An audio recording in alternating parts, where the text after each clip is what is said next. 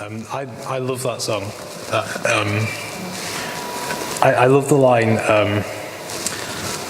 you didn't want heaven without us, so Jesus, you brought heaven down. That's incarnation, right? That's what this is about. My sin was great, your love was greater. Nothing can separate us now. It's just beautiful. So I think that's a real good segue into tonight, because we're finally getting onto Jesus.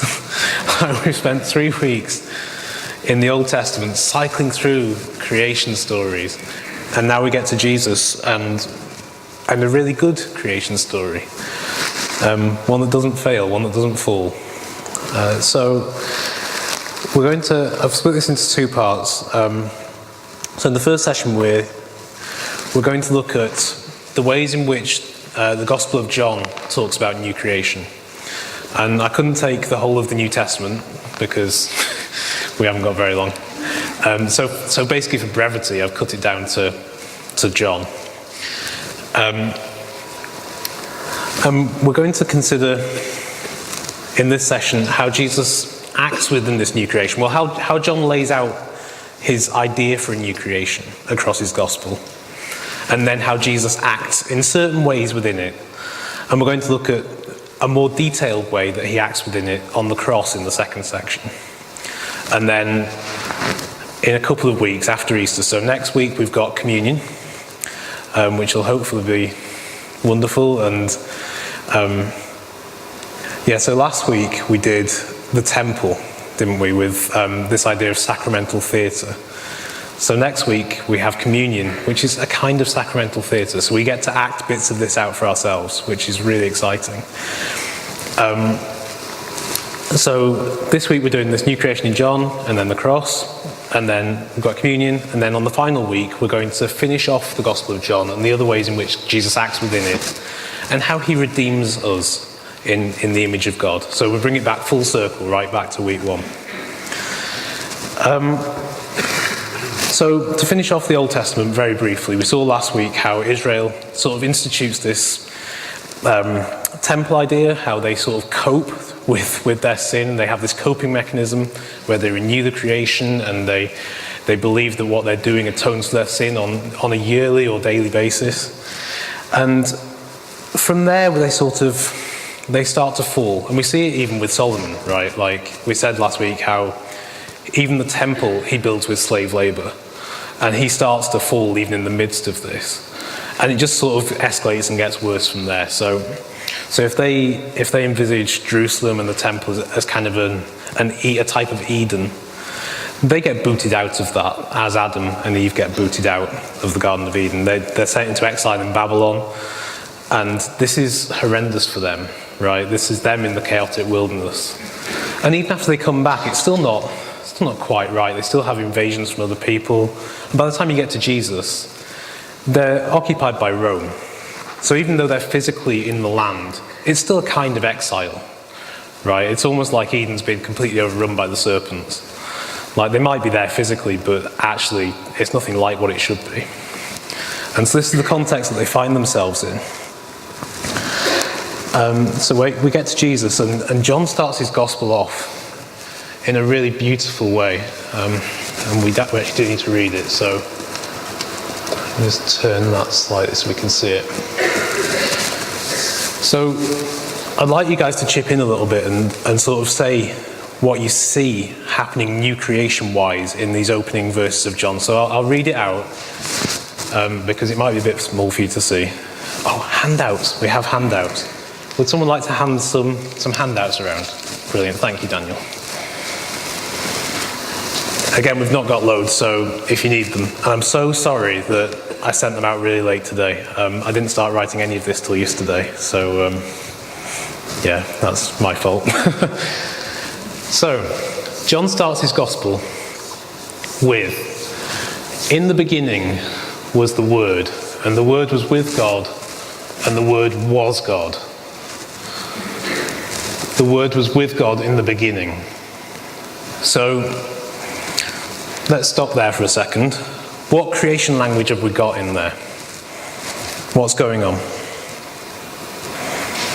There's no wrong answer. Well, there are wrong answers, but don't be scared to say wrong answers. Sorry, can you repeat the question? So, what creation language is there in that opening couple of lines? In the beginning was the Word, and the Word was with God, and the Word was God. The Word was with God in the beginning. In the beginning. Really obvious beginning, right? Like, this are the opening words of Genesis 1. In the beginning, God created the heavens and the earth. And John is situating Jesus right at that point. Anything else? Okay, the Word. What about the Word? Whatever God says happens. Okay, so in Genesis 1, God creates through Word, right? And John is saying that word is Jesus. That's fascinating. Is there anything else that we can sort of glean from those verses? The Word is holy. The Word is holy. Why do you say that? In it is God's Word. God's introduced the Word. Oh, okay. So because God speaks the Word itself is holy, and in some way divine. Oh, okay. So not only is Jesus the Word that God speaks, but because he's the Word that God speaks, he's divine, and therefore, in some sense, also is God. Is that what John's saying? Yeah. I'd go with that. So, I think maybe in the first week, actually, during the break, Christine came to me and said, "Well, we've got the Trinity in the opening chapter, in the opening couple of verses of Genesis. Like God speaks, and His Spirit hovers over the water." So, does John agree with that idea? Do we think? Yeah, I think he does. I think it has some qualification, perhaps. So in the beginning was the Word, and the Word was with God, and the Word was God.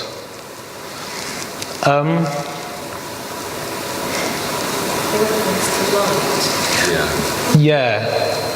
We'll get to the light in a minute. So, in some ways, it's splitting up. Okay, so in some ways, it's splitting up the Word from God. It's saying the Word was with God. So you have God and you have the Word, that they are with one another. But it's also saying the Word is God. So I can see why you'd see Trinitarian language in there. Actually, let's just go with that. Let's not complicate things too much. All things were created by Him. So this is what Naomi's saying. The Word, because God speaks the Word, and that's how creation comes into being. That's happening through Jesus. Apart from Him, not one thing was created that has been created. In Him was life, and that life was the light of men. So someone mentioned the light a minute ago. So what are we saying about light?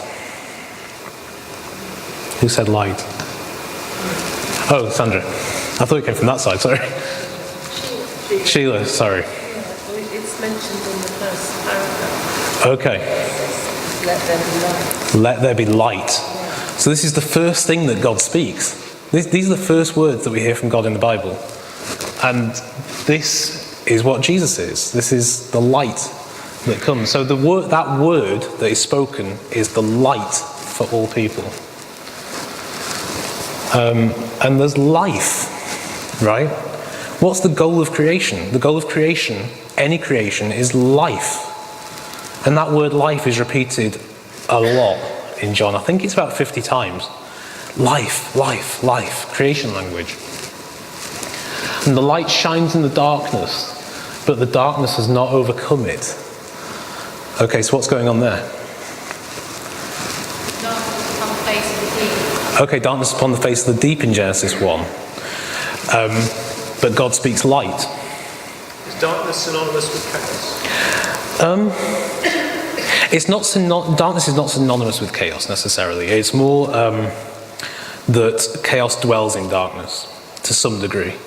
But interestingly, we looked at in the temple last week, God dwells in thick darkness as well. So you could say that the goal of God is to enter into the place of chaos and speak light into that place. And the darkness has not overcome it.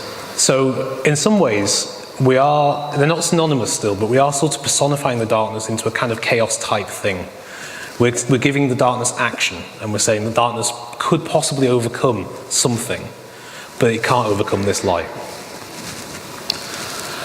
Now the Word became flesh and pitched his tent among us. That's an interesting phrase. We'll get to that phrase in a second. Yeah. We saw his glory, the glory of the one and only, full of grace and truth, who came from the Father. So we have glory language again. So in the first week we looked at how the image of God is royal and crowned with God's glory, and Jesus also has glory. So he is in some way royal. He carries the glory of the Father. So this phrase, the Word became flesh and pitched his tent among us, is a really interesting one. Actually, there was one more thing that I wanted to say on the Word. Now, last week we looked at the temple, and the Holy of Holies can be called the Devir. Remember, we've talked about how Hebrew uses consonants only, and then you sort of append the vowels to it to make it a pronounceable word. Well, Devir, if you take away the vowels, is simply DVR in English letters. If you append AA to Devir, it becomes Devar, which means to talk, to speak. And so the Holy of Holies has the same root word as speaking, which is really interesting. I find that really interesting.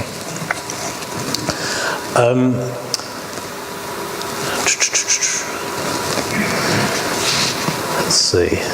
Do I get to that later on? I hope I do. Give me just a second while I skip forward.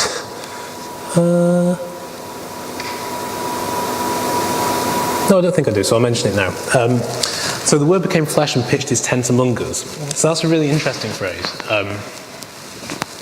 Because in intertestamental literature, so the books that come between the end of the Old Testament and the start of the New Testament, there's a great swathe of writing in Judaism in this period. But we don't have any of it in the Bible. There's some in the Apocrypha and in other places. And there's a book called The Wisdom of Sirach. And a lot of these books talk about wisdom, the God's wisdom. And the Wisdom of Sirach depicts wisdom as a woman, the same way that Proverbs does, actually. Proverbs talks about wisdom as a woman. So Proverbs is kind of talking about, and the Wisdom of Sirach, they're kind of talking about wisdom as a female characteristic of God. It's the female, it's like this personality who speaks wisdom to people. And Sirach is really interesting because Sirach talks about wisdom being the word that God speaks.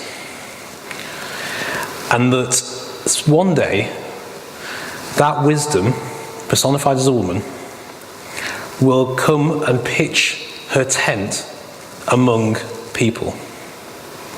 Isn't that interesting? The word that God speaks, this wisdom, will come and pitch her tent among people. And this sort of twigged with me, and I've said this in a sermon recently, because one of the teenagers that I work with at the church, they asked me why Jesus came as a man, right? And they're really bothered about this, right? They're sort of like, why is Jesus a man? It's not fair. Is God a man? And actually, no, I don't think so. I think that what John is hinting at here, when he uses this phrase, pitched his tent among us, or tabernacled among us, he's hinting that this incarnation of Jesus coming in the flesh, this is an incarnation of a female characteristic of God. So it's not that Jesus comes as a man because God is a man. I think Jesus might come as a man so that the male side of God might get fair representation.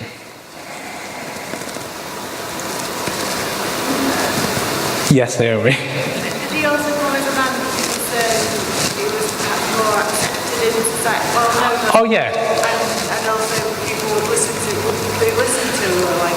Yeah, in terms of cultural reasons, like he could become a rabbi and all that kind of thing. Yes, there are cultural reasons as well, I think. But I think that this is something that John is hinting towards, that actually Jesus is a perfectly balanced human being. He is the Word, the wisdom of God in the form of a man. It's kind of interesting. Feel free to completely disagree on that. If you don't like that idea, I can understand why it might make you squirmy. So, let's move back to Genesis 1 for a minute, and let's think briefly about the ways in which the days of creation are structured. So they have a really interesting structure. So the first 3 days, God separates something from something. So on day 1, he separates light from darkness. Day 2, he separates waters above from waters below. And on day 3, he separates waters from land. And then over the next 3 days, days 4, 5, and 6, he populates the things that he separated on the first 3. So on day 4, the sun and the moon populate the light from the darkness. So the sun has authority over the light. The moon has authority over the dark. On day 5, fish and birds populate the waters above and the waters below. On day 6, you have animals and people that occupy the land that's been separated from the water. So it's a really interesting structure. So you could also maybe talk of it in terms of, on the left you have static placeholders, and on the right you have sort of movement or action, living things. And the sun and the moon are kind of depicted as living things in Genesis 1. They are given authority to rule in the same way that humanity is given authority to rule over the created order. And John in his gospel, so he starts off in John 1. This is a creation narrative. He's really blatant about it. We've just gone through it verse by verse and picked out all this stuff, right? And he goes on to create this same sort of structure through the rest of his gospel. So he creates like a spiritual version of this. So on day 1, we've just read it, he talks about the light. Jesus is the light. And then on day 4, he talks about authority and judgment. So in the same way that the sun and moon have authority and rule, so Jesus is the light on day 1, and then on day 4, which is, let's think, so chapters 7 to 13, roughly, of John. Jesus has authority in those chapters. It's kind of this balance. And the greatest demonstration of that authority is the triumphal entry into Jerusalem, which is John something, 12, I think. So in that passage, it depicts him having judgment and authority, and then it talks about light, and then it puts the two together. It's kind of tying the two together. Day 2 of John, which is kind of chapters 2 through to about 6, there's a lot of water imagery. So as God separates the waters above from the waters below, so John talks about water a lot in his day 2. So he turns water into wine at Cana. That's his first miracle. John the Baptist separates the waters in baptism. He goes and talks to a woman at a well, and he offers her living water. He goes back to Lake Galilee. He performs a healing at Cana, where he'd previously turned water into wine. He heals at the pool of Bethesda. In John 3, he has a conversation with Nicodemus, and he talks about being born from above. So we have the separation of above and below from Genesis. And then in John 6, Jesus walks on the water, right? You can't get more blatant than that. Why is it important that Jesus is shown to have authority over water? Particularly represented by walking on water. Why is that important? Because chaos monsters live in water. Yeah. So did I mention it in week 1? Perhaps. Psalm 89 depicts God on the waters, and then that authority is given to David the king as being over the waters. And being on the water is a good depiction of royal authority. This is the way that the ancient people talked about royal authority, and how they came to think of royal messianic authority in particular. And it's image of God language. Jesus has authority over the waters. Someone once told me actually that, oh no, it's not important. Someone once told me there's a really high ratio of Christian surfers to the population, right? Like, I know you get like statistical anomalies, right? But I kind of like this idea that there are a lot of Christian surfers because something within them is saying, I should be on the water somehow. I don't know if that's whatever. So John's day 2. So we talked slightly about Nicodemus there, about being born from above. John's day 2 contains a lot of above and below language as well. So it has water, but it also has above and below language. So John the Baptist talks about Jesus being from heaven and not from earth. The woman at the well seeks the Messiah on a mountain. This is above language. The official son is raised up. The guy at the pool of Bethesda wants to stand up. Jesus talks about, and he prophesies the resurrection of everybody. And he talks about bread coming from heaven. There's all sorts of above and below language going on in John's day 2 as well. So if his day 2 is water, and he's talking about above language, and being born from above and that kind of idea, we'd expect that his day 5 would talk about those who dwell within the water, right? The chaos monsters of day 5. So his day 5 is sort of chapters 14 to 19. And right in the middle of that, we have Judas Iscariot.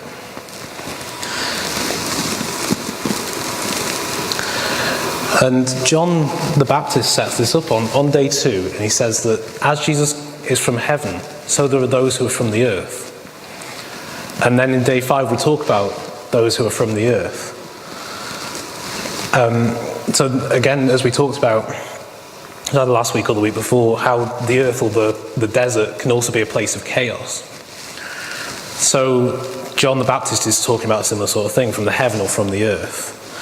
And something really interesting happens, and no other gospel writer talks about this. When they go to arrest Jesus, I'll read it out actually. Jesus asked them, "Who are you looking for?" And they answered, "Jesus of Nazareth." Jesus replied, "I am he." Judas, who betrayed him, was standing with them. Then when Jesus said to them, "I am he," they stepped back and fell to the ground. So those who arrest Jesus, they return from where they come from. They go back to the ground. They're seeking earthly things, not heavenly things, as John the Baptist had talked about. And also in John's day 5, there's this increasing notion of chaos and misunderstanding among the disciples. They continually don't get what Jesus is saying during that day 5. It's like chaos is swirling around them. They don't know where Jesus is going when he says he's going to go to the Father. They don't know why he shows himself to the disciples but not to anybody else. Like, why are you keeping yourself hidden from people? I don't get it. They don't understand his words. So a couple of those in chapter 14, one's in chapter 16. And so we'll talk a bit more about how the disciples act in day 5 in a bit. But let's look at day 3 briefly. So if day 2, the separation of the waters, is characterised by water in John, day 3 talks about the separation of the water from the land, and then God plants vegetation on the land for those that come in day 6 to eat from. And John does a similar sort of thing. He talks about bread a lot in his day 3. So the stuff that people eat is his kind of image of vegetation in a way. So when Jesus has walked on water, the boat comes into land, which signals like the start of day 3, where the land is separated from the water. And also in that day 3 we have things like the feeding of the 5,000. Jesus says he's the bread of life, who gives bread from heaven, which is from above again, right? And the bread he gives is his words, which is interesting. His articulated speech as a form of creation. So we'll consider day 6 the image of God. That comes at the end of John. We'll do that after Easter. I'm really looking forward to doing day 6. Basically, Genesis 1 deals with the image of God, and so does John. Another way that John structures his gospel as the new creation, and the reason that I'm doing this is to sort of show you an overview of what John is doing across his gospel, so that when we get to the second session after the break, you'll be able to at least accept that John is doing some stuff in his writing. So when we get to the crucifixion, I'm hoping you'll accept more easily some of the stuff I'm going to say, because it's a bit out there. So another way that John does an overview of creation is he does 7 signs, which a lot of people have paralleled with days of creation. So this is quite a famous sort of motif in John. And this is actually, these 7 signs of John, and he signposts them as well, right? He says, this was Jesus' first sign, this was Jesus' second sign, and then you're supposed to look out for more. So this is usually as far as people go with new creation language in John. But I think there's a lot more, and we've sort of looked at a bit more. And I always find the water into wine one really interesting as well. And having done the Exodus, it's fascinating because it's a reversal of the first plague, right? Instead of turning to blood, it turns to wine. This is good new creation. So that's sort of an overview, a very brief, quick overview, and we could do more detail, of the ways in which John talks about new creation, and some of the ways in which Jesus acts within that new creation as well. So he, in some sense, is God. Well, in every sense is God, really. Like, the Word was God. He is God who speaks creation into being. He's also the Word through which God speaks creation into being. He's the perfect image of God as well in John. He's the perfect human being. He acts within and transforms the creation. He walks on the water. So he's the royal image as well. Paul puts it really, really well. He puts it better than I could, because, he's the Apostle Paul. So he says about this, he says this about Jesus. He says, he's the image of the invisible God, firstborn over all creation. For all things in heaven and on earth were created in him. All things were created through him and for him. So you have this wonderful sort of mixture of, he's God, and he's the one through whom God created. And it's, so he's God, and he's the Word through which God creates, but he's also the perfect image of God. It's created for him. It's this wonderful sort of mixture of stuff that's going on. Jesus is all in all. He is everything. So we'll finish this session in a minute. This was kind of a foundational session for the second one. But I want to finish off with a couple of sort of what you might consider sort of mundane points, but will prove to be important. They'll be sort of crucial for understanding what we're about to do. So the first thing I need to do is talk a bit about the ways in which serpent mythology has progressed since the Old Testament, or since we last had a serpent way back in the desert, right? And then I need to talk a little bit about what they expected a Messiah to do. In other words, how they imagined a Messiah would instigate a new creation. So it's something very specific about the Messiah. So firstly, let's look at serpent language a little bit.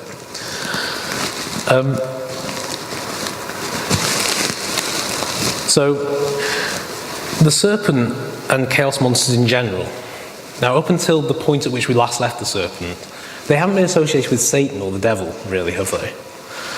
But they begin to be conflated more and more with a Satan, or the Satan, or the devil, or Lucifer, Prince of Darkness, whatever you want to. More and more sort of gradually through the Old Testament, but particularly in the intertestamental period. So a lot of the intertestamental books will start to conflate these two. But by the time Jesus turns up, they're almost synonymous. The Satan is the serpent of Eden. Right, you don't really get this sort of language in the Old Testament so much, but their language about it has evolved to some degree. And I've put a bit of information in the footnotes about that. So the serpent kind of becomes a picture or a representation of the devil. With this development of mythological language associated with the serpent, you get a development of messianic expectation alongside it. So because the serpent is the evil one who's trying to drag people away, you have this counterpoint which needs a Messiah to rescue them from that. So Satan doesn't really start off as like this individual adversary of God, but he becomes so in their thinking. And so as Satan becomes more individualized, so the idea of a Messiah becomes more individualized over time. And this is one of the ways that they start to interpret this verse in Genesis 3. So we've not looked at this verse yet.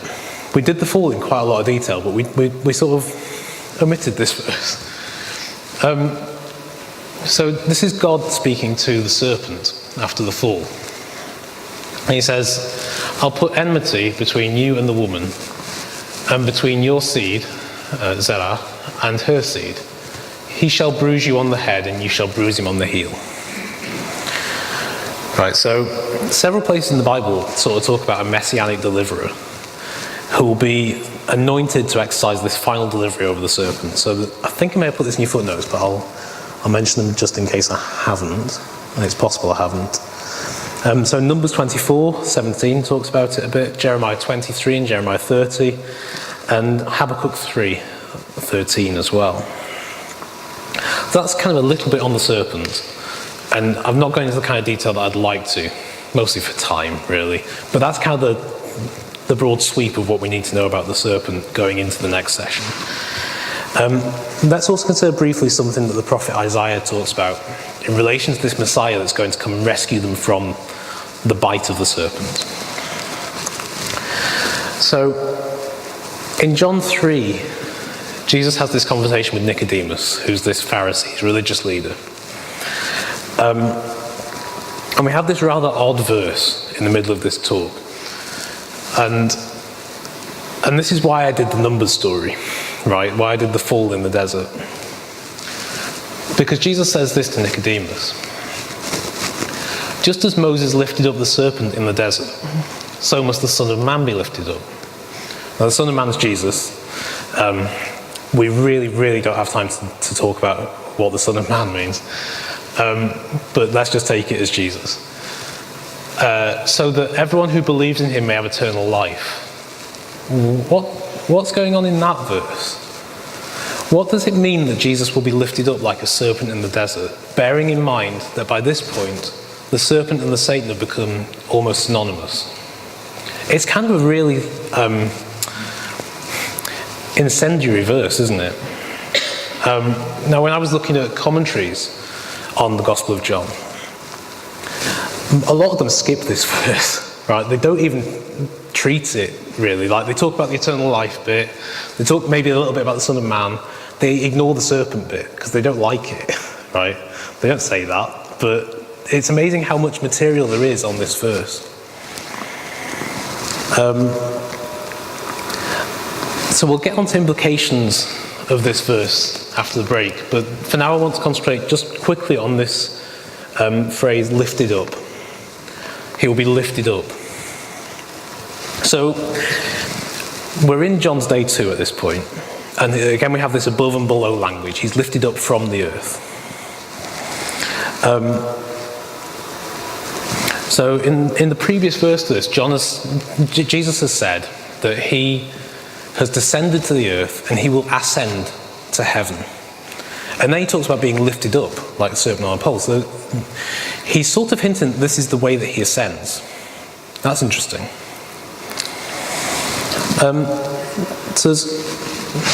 We okay? All right. So first of all, this language, this lifting up language, isn't isolated to this verse in John. Jesus talks about it a couple more times. So in John 8:28 and in John 12:32. So both times he talks about when I'm lifted up from the earth. And John 12, John specifies in John 12 that Jesus is talking about the way that he's going to die. He's talking about the cross. He makes it really blatant. It's not like this language could mean something. No, John says this is crucifixion language. When Jesus talks about being lifted up from the earth, he's talking about the crucifixion. So we can assume that if that's the case in John 12, this is probably the case here as well. He's talking about the crucifixion in this verse. And it's a phrase, this lifted up, it's a phrase borrowed from Isaiah.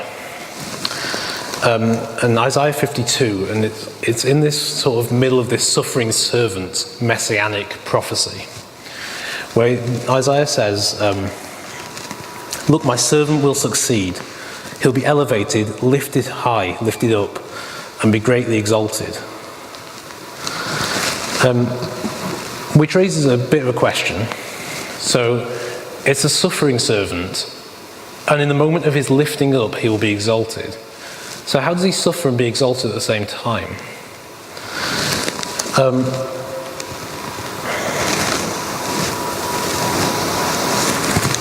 And it's not that he's lifted up and then he's exalted, or he's exalted and then he suffers. This is the same, right? Like, there's a couple of other examples of what Isaiah says across these verses. He says, kings will be shocked by his exaltation, because this isn't how he should be exalted. When was the Lord's power revealed through him? Well, maybe it's when he's suffering the most. We thought he was being punished and attacked by God. Well, is he though? Is he really?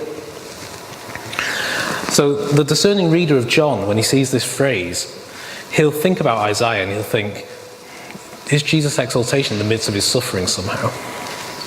When we look at the lifting up phrases as a whole. And the other Gospels specifically say that the Son of Man must suffer. They say that really clearly. I think John might be using a really subtle device to make the same point as the other Gospel writers. So the second point to make about lifting up is how it's related to this other concept in Isaiah, that of like a signal flag or a standard being lifted high above the earth that draws all the nations to God and to God's city. There's a few examples on the screen. He'll lift a signal flag for the nations. The examples there. And this again relates to this Abrahamic hope that there will be a blessing to the nations. And it's this idea again of a lighthouse on a mountain that draws the nations in. It's this signal flag, this standard. And maybe Jesus is alluding to this kind of idea. And Jesus says in John 12, actually, one of these lifting up phrases, and I, when I'm lifted up from the earth, will draw all people to myself. It's this sort of Isaiah signal flag language. And we have this fascinating verse in Isaiah, which might tie a few things together. He lifts a signal flag for a distant nation and hisses for it to come from the far regions of the earth. This is God. He lifts a signal flag for a distant nation, lifting up, and he hisses. What a weird word to use. He hisses. It's pretty evocative, isn't it? So the image of Jesus drawing the nations to himself with hissing, after we've just thought about a verse where Jesus says he'll be lifted up like a serpent on a pole. Maybe there's something going on. But it is troubling, right? And you can see why the commentators ignore it a lot of the time. Because if Satan is now associated with the serpent, and the serpent's always been associated with sin and death at the very least, what does it mean when we talk about Jesus being lifted up on a cross like a serpent? So we'll leave it there. Go and grab a drink, and we'll come back. How long do I want to give you for this? Can we come back at past? And we'll look at the crucifixion as a new creation event after the break. Thanks, guys.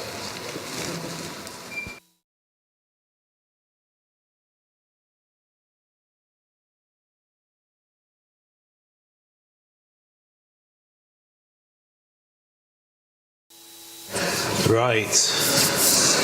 Could I have a handout volunteer again, please? Kath, you're standing up. Brilliant.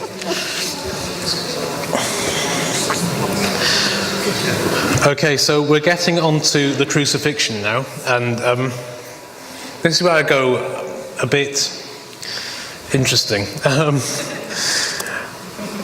So I've called this session Christus Drama, which was the original name for the whole course actually, and I thought it was a bit obscure, so I changed it. So Christus Drama kind of refers to there's an atonement theory as to how the cross works, how we are saved, called Christus Victor. You may have heard of it. It's the idea that Jesus triumphs over sin and death on the cross. It's the idea that's most prevalent in the church for at least the first 1,000 years of the church. It's the atonement theory that most of the Eastern Church still hold really close. The idea that Jesus on the cross triumphs over the power of sin and death. And I want to do a kind of a take on that, but using these ideas of drama and theatre and entering into a story that we've been talking about over the last few weeks. So the ways in which Jesus acts upon a stage to rescue us from the power of sin and death. So we're going to tie together a lot of what we've done in the last few weeks.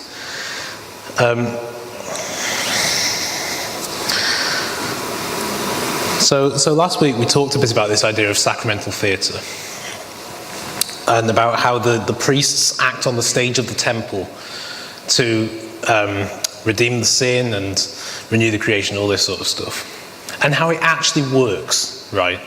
This isn't something that they're doing for kicks. It works. Like, it actually does redeem their sin for that moment. And then the next year, and then the next year. And it has to keep going and keep going. And the book of Hebrews talks about this, how they have to keep repeating these sacrifices, but Jesus puts a stop to them, right? But these sacrifices work in the moment. They actually do redeem the sin.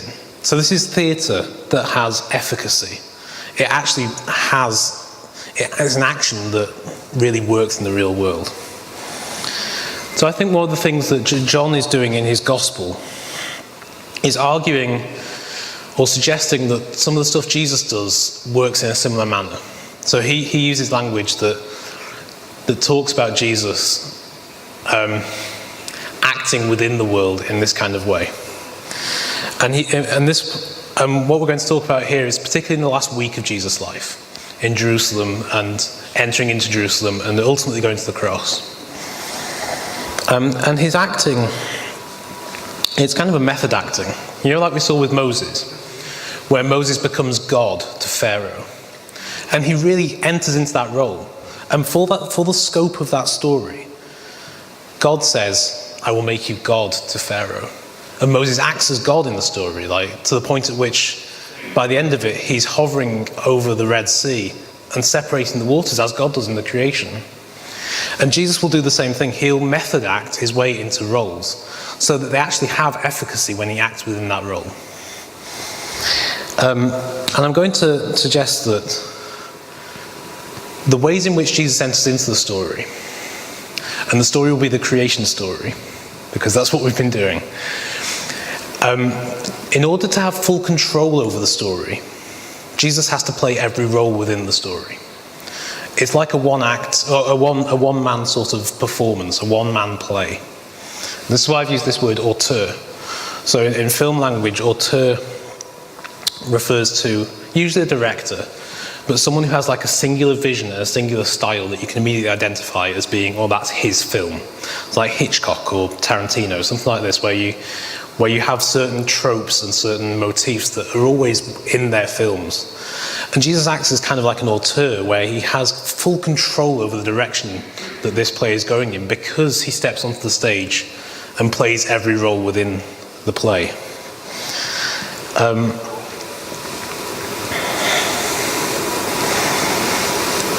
So let's get into it. And this is the moment we've kind of been waiting for the last few weeks.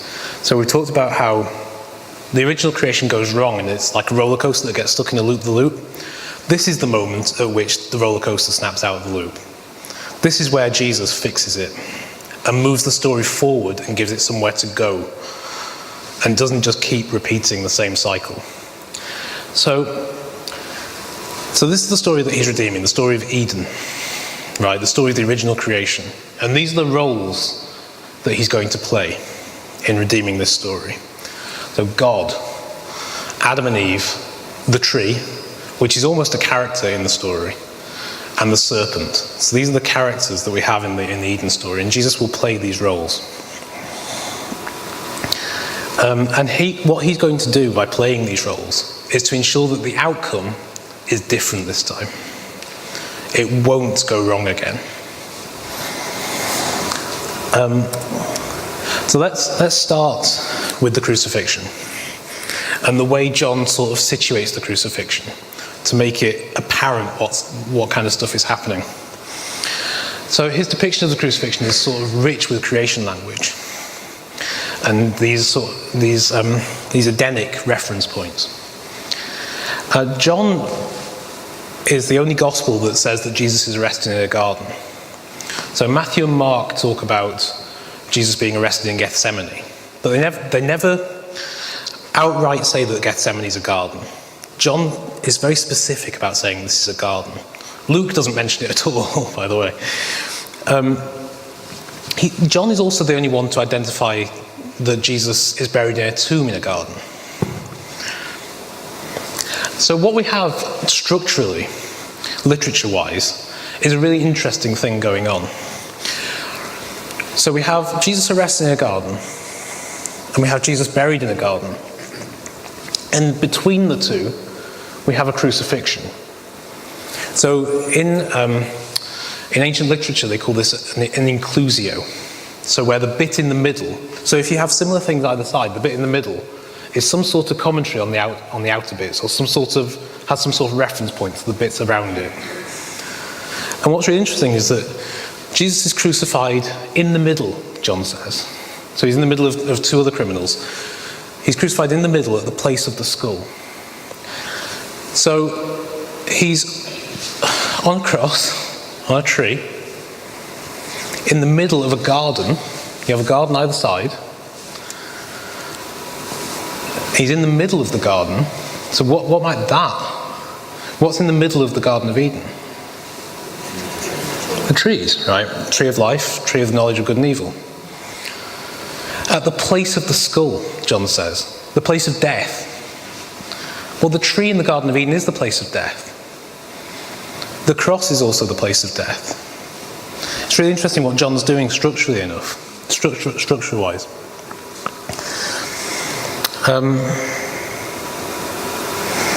And you have a similar scene in the Numbers story as well, right, where the Israelites are meant to be in the middle of at least a potential Eden that's meant to bloom out into the wilderness around them.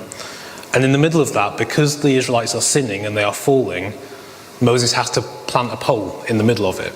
It's a similar sort of image, right, where you have the pole in the middle and this is what Jesus is doing. And what happens in the Numbers story and in the Garden of Eden story is that serpents approach and the people fall. And we get similar sorts of ideas in the Gospel of John. The people fall in a similar way to the ways in which Adam and Eve fall. And this is what Jesus is going to redeem. So we have this idea of idolatry again. So just to recap quickly, Adam and Eve fell through projecting false expectations onto the tree of knowledge. They wanted it to give them something it could never give them. This is a pretty good definition of idolatry, right? You project your hopes or your fears onto something that will never achieve it. And we were saying that the serpent on the pole in the wilderness is not quite the same as this, because they gaze at it and it really genuinely provides healing. So it's not like an idol that can't achieve what you want it to. It does achieve it. And Jesus' contemporaries have a propensity towards idolatry as well. So through the Gospel of John, Jesus critiques their idolatrous attitudes. So in John 5, might have these the wrong way around actually. No, they're both in John 5, that's okay. He critiques their attitude to the Sabbath. He says that they're almost idolising the Sabbath, and he definitely says it about the Scripture as well. It's a wonderful verse where he says something like, what does he say? you look to the scriptures to find God, and you should be looking at me. Basically, that's a paraphrase. I can't remember the exact thing he says. But they're idolizing the scripture. And there's hints as well that they start to idolize things like the temple and the nation. And all these sort of pillars of Judaism have become exaggerated in their mind. And partly it's because they're occupied by Rome. And they want to get out of that occupation. And so they're looking to things that can rescue them from that. So a lot of, and this might be in your footnotes actually, a lot of, I read it somewhere earlier, so I'm assuming I put it in your footnotes. A lot of the Dead Sea Scrolls texts, which are, most of them are intertestamental, so they're just before the time of Jesus.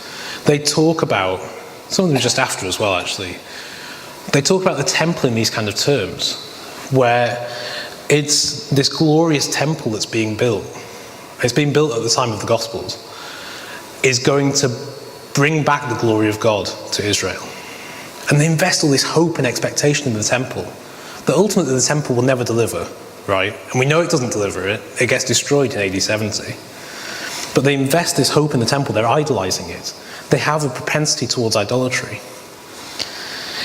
And one of these pillars is this Jewish belief in a Messiah.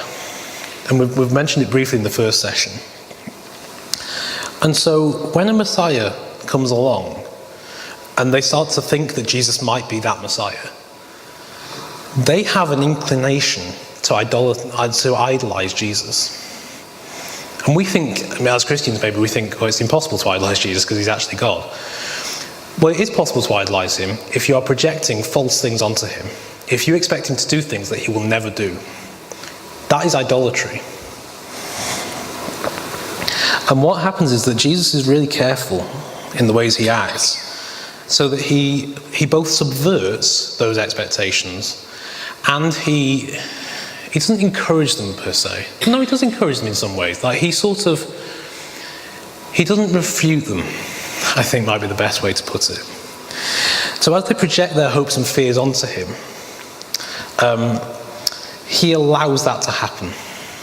So we'll look at three groups of people to sort of explain this a little bit. So the first group is the disciples. So for the disciples, Jesus is the Messiah. Right, they start to come to this understanding. But he's not the kind of Messiah they expect or they want. So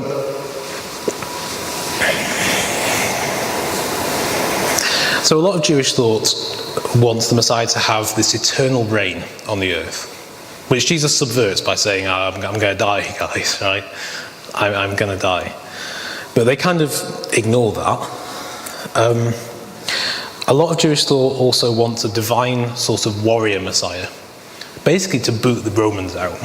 Like they want someone who's going to come in with a sword and give them an empire back, basically. They want the kingdom of Solomon back. And this expectation might be kind of enhanced at the beginning of John, where Jesus goes in and he cleanses the temple, right? And he drives them out, and it's quite violent. And it might be sort of, they might see that as, oh, he's getting ready for a revolution here, guys, right? He's getting ready to sort of drive people out and redeem the temple system that's got corrupted. And he's getting ready to be our king.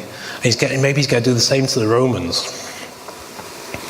And they're also going to have assumed that he's the Davidic heir, the royal Messiah. So this is the Messiah in whom God would invest the kind of authority to drive the Romans out. And also the authority to then draw the nations to Jerusalem, right? It's this Isaianic hope again. This is what they're looking for.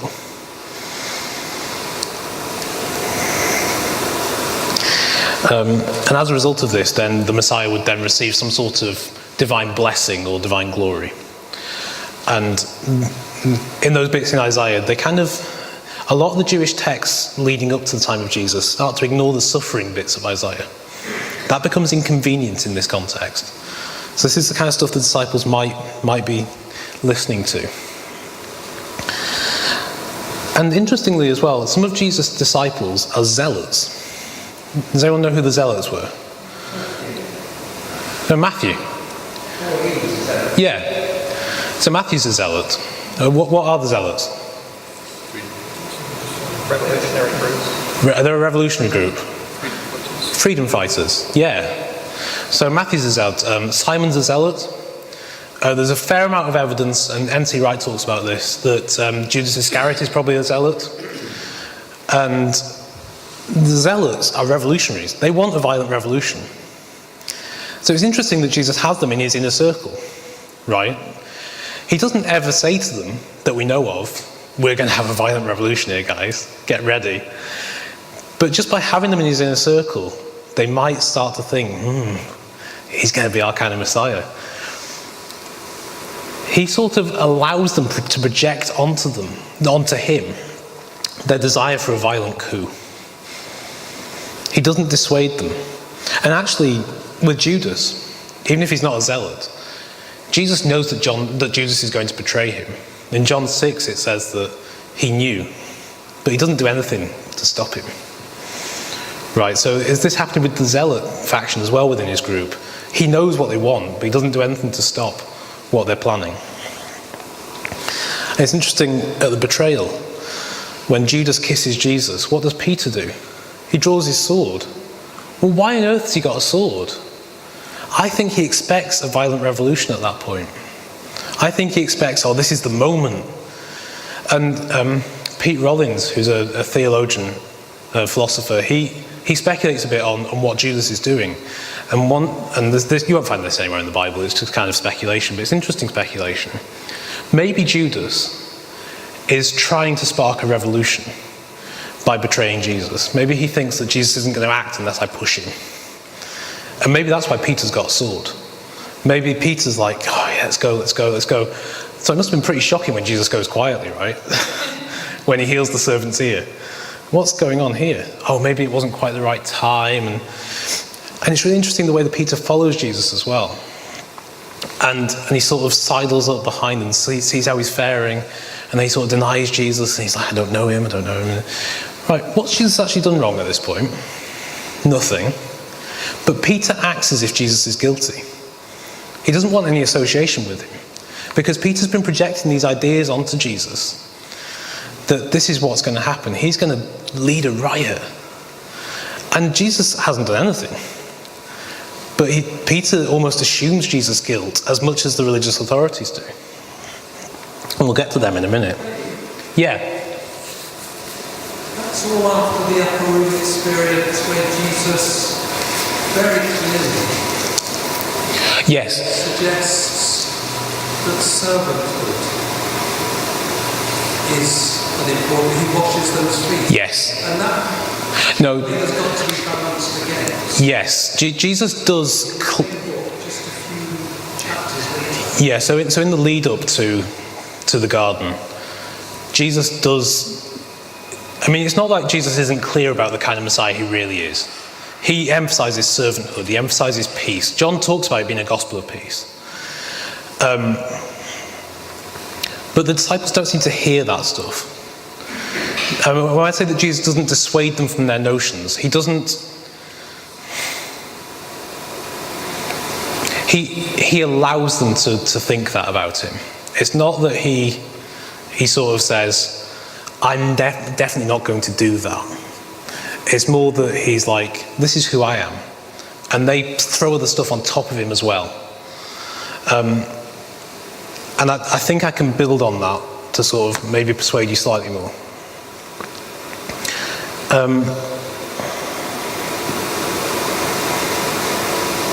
So let's move on to the crowd. Because I think the crowds treat Jesus in a similar way to the disciples. They idolize Jesus as their king.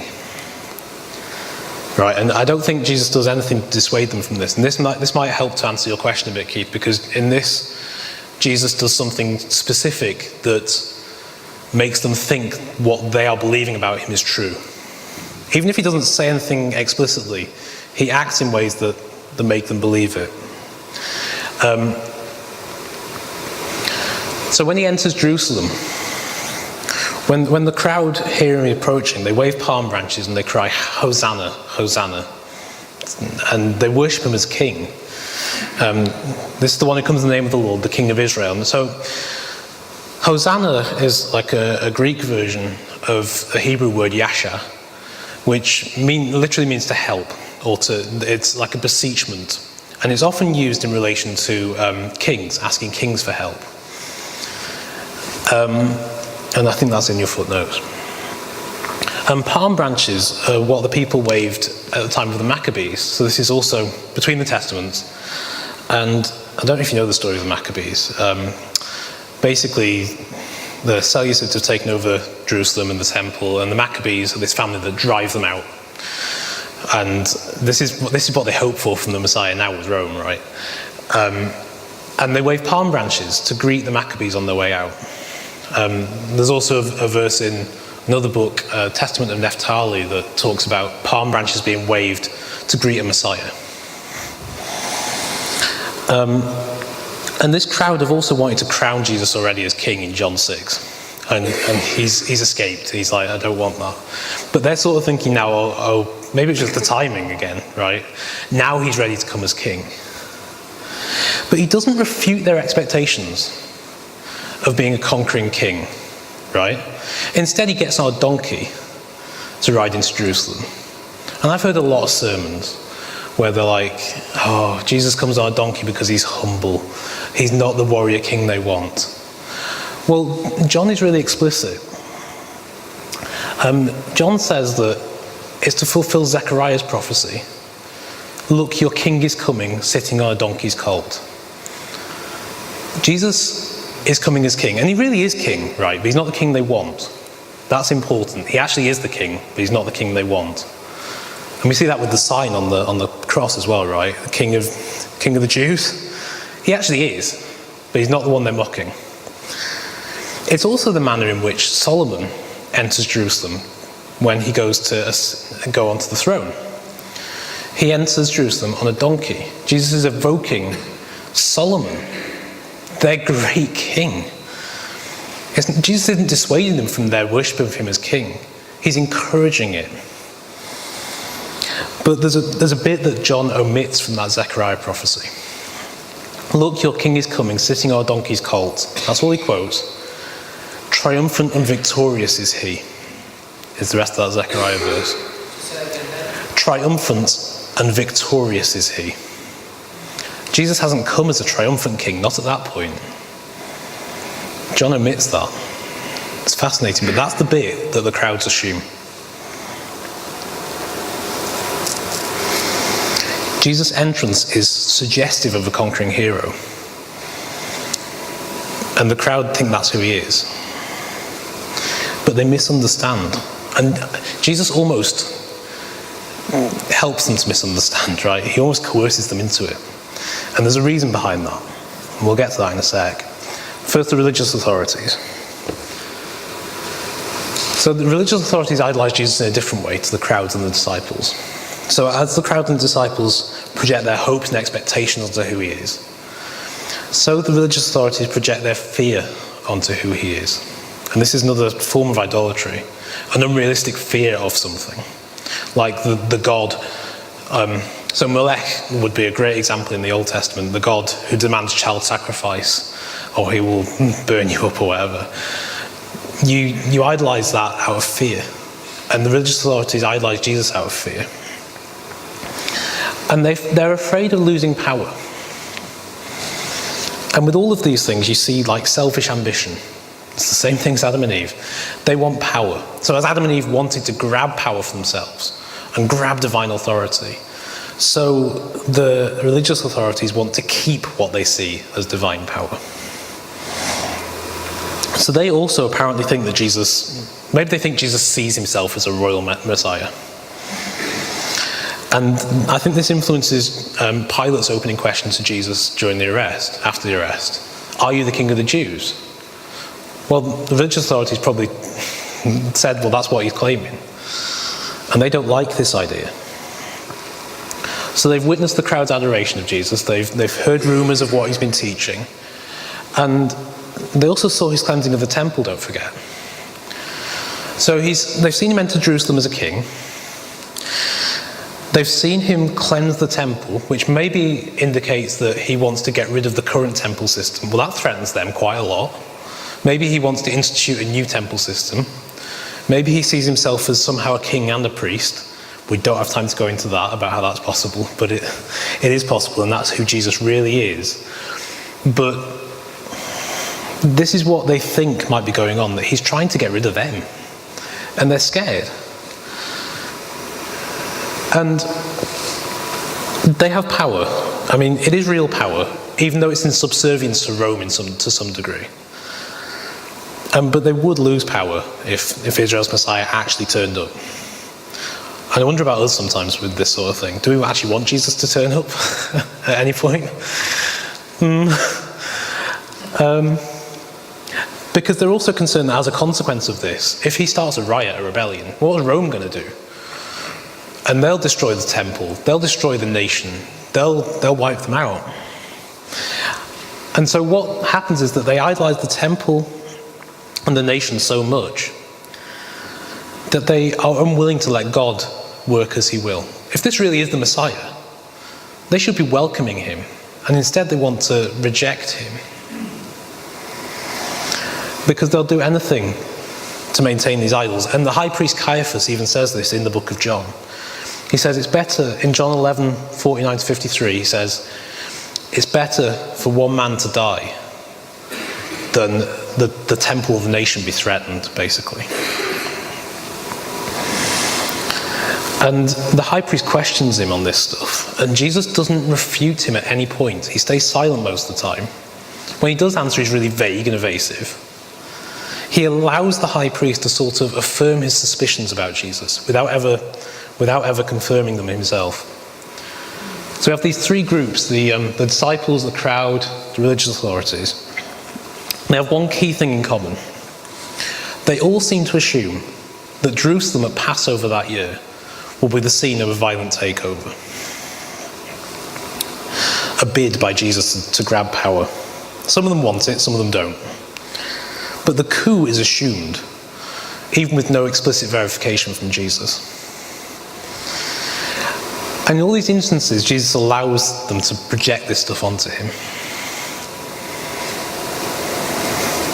He recognizes the inherent idolatry within their hearts.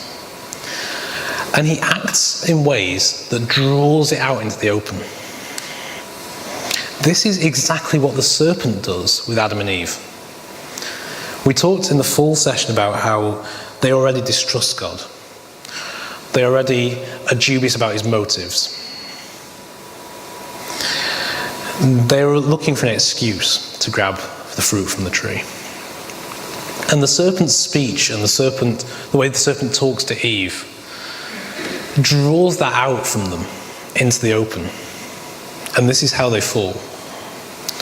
Jesus acts like the serpent, drawing out the deceit that's lying in their hearts, drawing out this idolatry as they project their stuff onto him.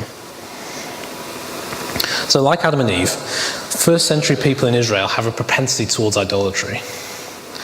And like the serpent, Jesus unveils this. He's also the focus of their idolatry. So this is how he plays multiple roles, or one of the ways in which he plays multiple roles.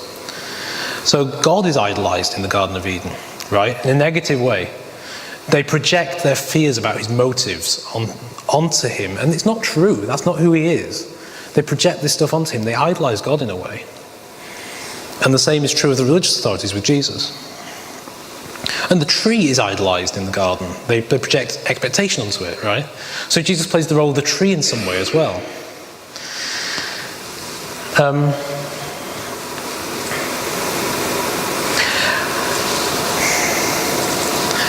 So he fulfills like this tripartite role in the lead up to the cross, of God, of the serpent, and of the tree. And then it goes further.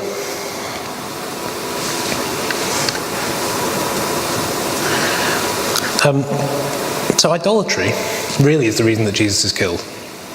And idolatry is the original sin, right? It's really interesting. When an idol is pursued really vigorously, and it's relentless, you pursue this idol, you want to give you what you expect of it. When it's finally caught, when you catch that idol, it's found to be wanting in your expectations. It doesn't fulfill what you thought it would. the response is usually devastation and violence. There's a really beautiful picture of this dynamic in the film, The Assassination of Jesse James by the coward Robert Ford. Has anyone seen it? Seriously, watch it. It's the most beautiful film. So, as you can tell from the title, The Assassination of Jesse James by the coward Robert Ford, the film isn't really about the plot, right? Because all the spoilers are in the title. You know what happens in this film. The interesting thing is why it happens. And so Robert Ford is this guy who wants to join Jesse James's gang. This is in the Wild West. And he idolizes Jesse James. He thinks he's the bee's knees. He thinks he's amazing, and he wants to join his gang, and he idolizes him. But he does join the gang, and he finds out that James is not who he thought he was. He doesn't meet his expectations. And his only response to this, to fill that sort of void that he feels, is to kill his idol. He assassinates Jesse James. And interestingly, at the end of the film, it shows that he spends the rest of his life playing James on stage, right, to make money off this. It's fascinating. Because he was a false image of that which he sought. And I think the similar sort of thing happens with Jesus. They're so disappointed that he's not what they wanted.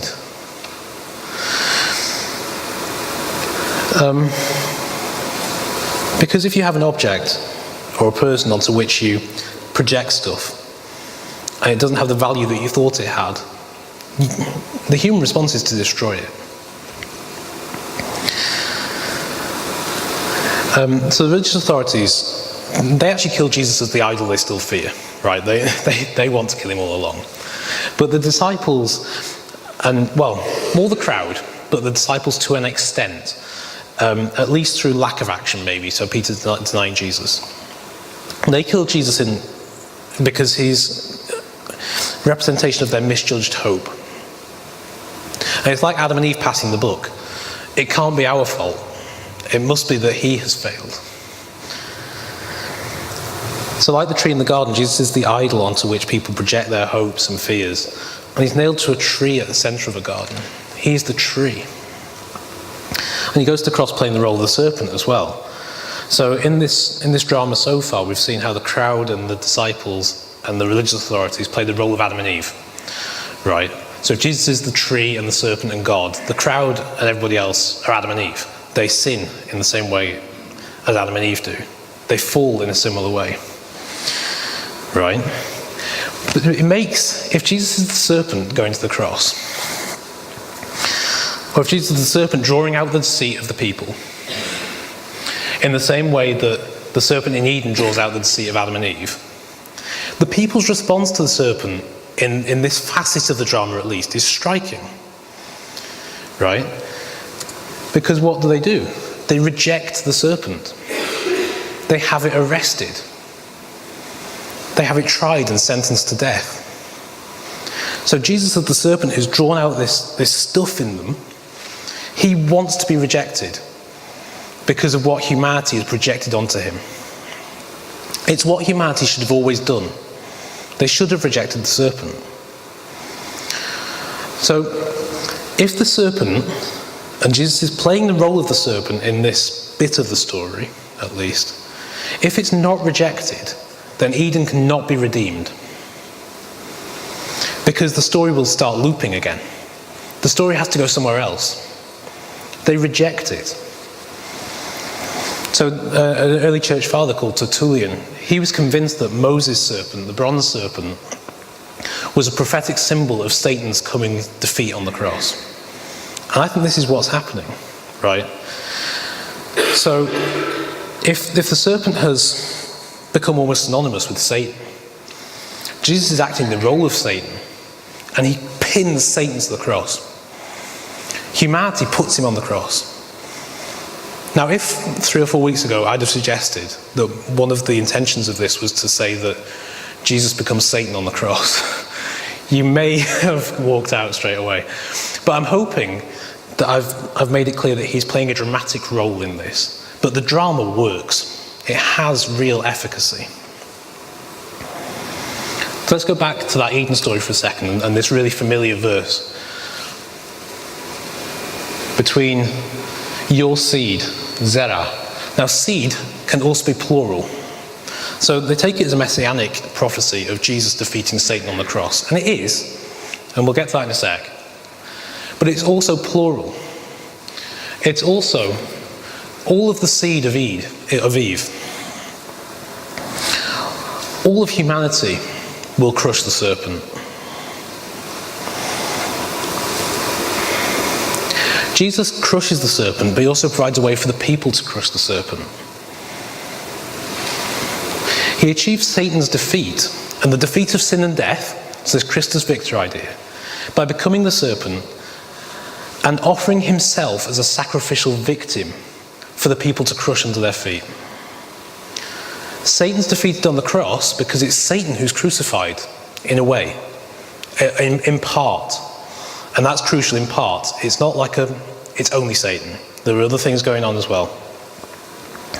He is the serpent rejected by the people. So humanity, and this is really interesting, has a role, and it's unwitting, which is crucial, in their own salvation. And it's always necessary, but it's impossible by their own strength, as we've seen previously. So, just as we said that the Israelites in the wilderness are made to look at the serpent on the cross by God. So Jesus talks in John 12 that he will draw all men to himself, all people to himself. People are compelled to look at him on the cross. And as with the bronze serpent, what they gaze upon is their own sin. Everything they projected onto him, lifted high for them to witness. And they are turned out from their selfish ambition, and they're forced to gaze upon that which they've done. They're forced to gaze upon the serpent that's bitten them, lifted high on the cross, and they're healed because of it. As the people in the wilderness are healed, so people are healed when they look at Jesus on the cross, because he is their sin.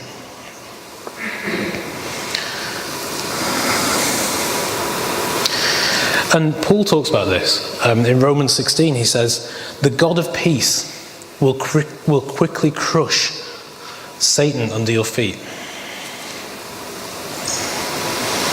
So that's an interesting verse. The God of peace will quickly crush Satan under your feet. So God does it, but under the feet of his people. This is what's happening on the cross. They're unwitting in it. They don't intend to do it. They're not sending Jesus to the cross because they think they're rejecting the serpent, but dramatically that's what's happening. So the manner in which Jesus reenacts this stuff is compelling. He reenacts Eden and he starts to redeem it, but it's not complete if he only plays God and the tree and the serpent. He also has to play the role of Adam and Eve, because so far we've only had the people playing the role of Adam and Eve with their sin. Jesus also has to play the role of Adam and Eve in order to redeem them as well.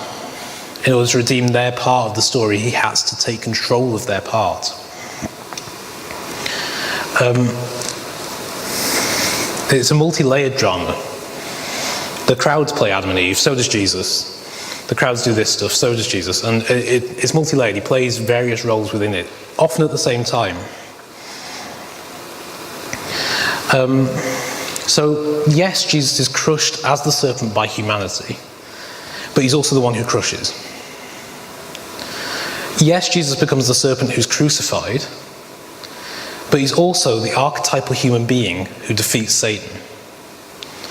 Yes, Jesus is the victim of murder, but he's also God incarnate triumphing over the power of death. There's multi-layers going on.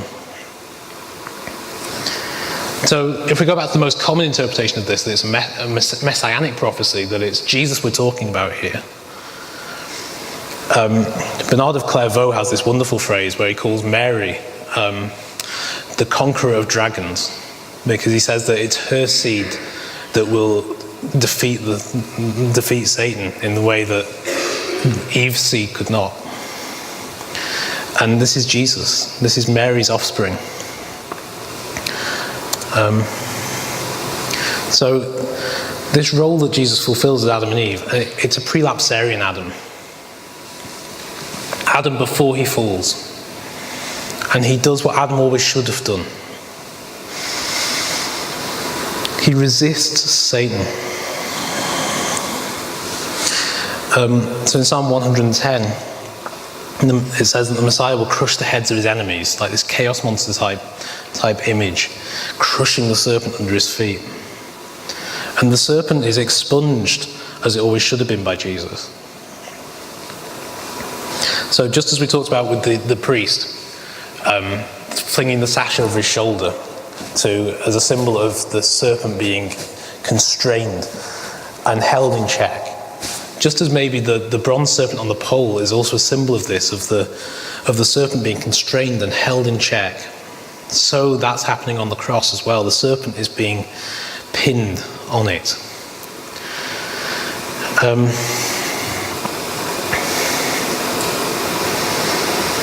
So we've had this sort of overarching focus in John of a new creation idea. And then he hones in on the cross as this reenactment of Eden. And the people sort of incline towards idolatry in a similar way, and they fall in a similar way to Adam and Eve. And Jesus the serpent tempts and draws out the underlying deception, and God is distrusted in the story because Jesus is also God. Innocence is murdered, and the tree becomes the central focus of the whole story. And there are two dramatic deviations. So humanity kills the serpent, and a prelapsarian man, Jesus, does not succumb to homo incurvatus in se, a turning in of the human being upon himself, the selfish grabbing. Instead, and this is how Jesus plays Adam, he sacrifices himself for the benefit of everybody else. And it's impossible to sin, I think, when you're looking out for the interests of others, truly looking out for them. All sin, as far as I can think, is selfish in nature. Jesus sacrifices himself for everybody, and he plays Adam in that role. Now, there are implications with this, and the implications for our salvation and how that works, and all sorts of ramifications, but we'll get to that. I want to stop here, though, because I suspect that's hit you like a bit of a freight train, and it's gone a bit sort of The ways in which Jesus dramatically plays these roles, I think really works. I think it actually is sacramental theatre.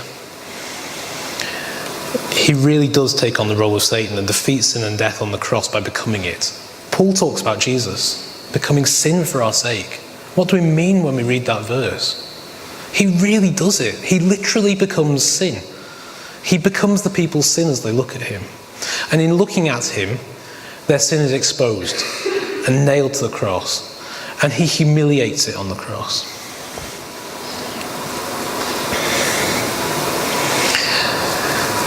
Now, I had no idea where I was going to finish with this. So I've asked Daniel to... He gets paid for this stuff, man. Like, I don't know how to respond.